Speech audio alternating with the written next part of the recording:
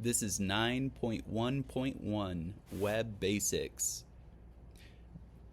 Before we get into this, I want to note that there's a lot to learn about web design and programming, but much of it is outside the scope of this class. So this section will identify the basic web components that interact to deliver a website to the user. And this is going to establish a foundation to which we can understand web vulnerabilities.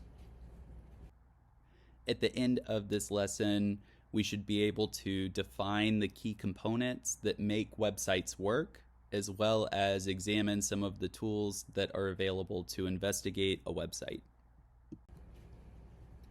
So when talking about web vulnerabilities, you're often going to hear the terms client-side or server-side. This slide and image describe the basic relationship and steps for website code to move between the server and client, which would be your computer.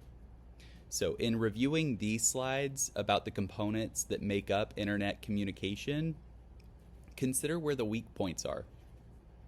For example, on this slide, we could consider the risk of an adversary in the middle attack on the connection between a client and the server.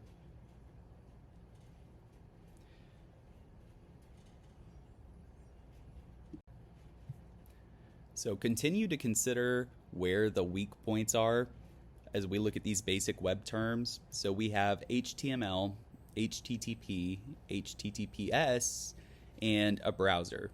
So HTTP, hopefully we know by now, there is a more secure version of this protocol, and it's the same hypertext transport protocol, except it has secure at the end of it. So it's going to encrypt data to securely deliver web pages. So like I said, consider where the weak points here are. We know, for example, that network packets can be captured and read by adversaries unless the contents are encrypted. The HTTPS protocol is quickly replacing the HTTP protocol to provide this encryption protection. HTTPS actually uses TLS encryption, which we're going to cover in Unit 10. Web APIs, application programming interfaces. That is an important term to remember. Web APIs were developed so data could be shared and updated dynamically across many organizations without the need for special arrangements. So this slide refers to web APIs, but there are several different APIs used in computer programming. However, those are beyond the scope of this course. So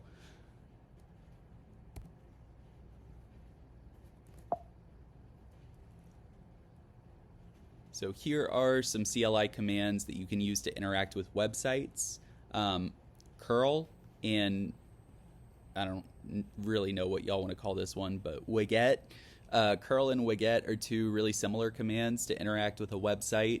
So essentially, they make it possible to grab the code for an entire website and put it into a file, or using an option, download all the PDFs, or post several new documents. So we're going to try out these different commands and options in the lab activity. But down here, we've got our basic syntax. After the command, we're going to put the website URL. So here are some more CLI commands that we use to interact with websites.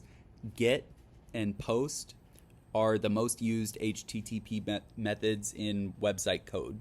So in the lab, we're going to look more closely at the differences in how they save data and its impact on security.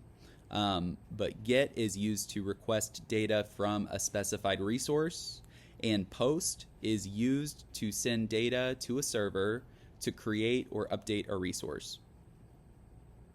So here's an example for syntax. A web programmer is going to use the developer tools to perform tasks like checking collaborative work, troubleshooting issues, or experimenting with new code. So these tools can also be useful to forensic investigators or threat actors to gather information about web activities on this device, also known as recon. So you probably have seen this before and most likely had no idea what it was. Go ahead and try it on whatever browser you're using right now, and you might have an aha moment. But there are a couple of cyber competitions where developer tools are used to find the solution, like in Capture the Flag cybersecurity competitions. We would use the developer tools to capture the flag. We are going to practice using some of these tools in the lab, but you should also try them out on your own whenever there is a puzzle that uses a web page. So many school IT departments will lock down device desktops so that these tools are not available to students. And while developer tools do not have hacking uses, it makes IT people nervous to give students this capability because some of the possible actions are going to alarm uninformed adults who are not very tech savvy. So an example, you can Google a Washington Post article from 2021 about a newspaper that informed Missouri about a website flaw, and the governor accused it to be hacking, which is pretty funny. So as I just mentioned, IT departments might lock down the developer tools to avoid problems with misuse by students. I have no idea where AISD stands on this, so I don't know if the computers in our lab are going to allow you to do it or not. But unfortunately, the Elements tab does offer an opportunity for students to play a prank or a hoax. So this tab actually allows the user to make changes that show up on the web page, and it's kind of like defacing the page or changing the text, but the changes only happen in the browser of that specific computer, which means it's client side only. It only changes on that local computer. So when the page is refreshed, it's going to revert back to the original. That is definitely not hacking and is 100% a hoax, but just be aware that that's a thing that exists.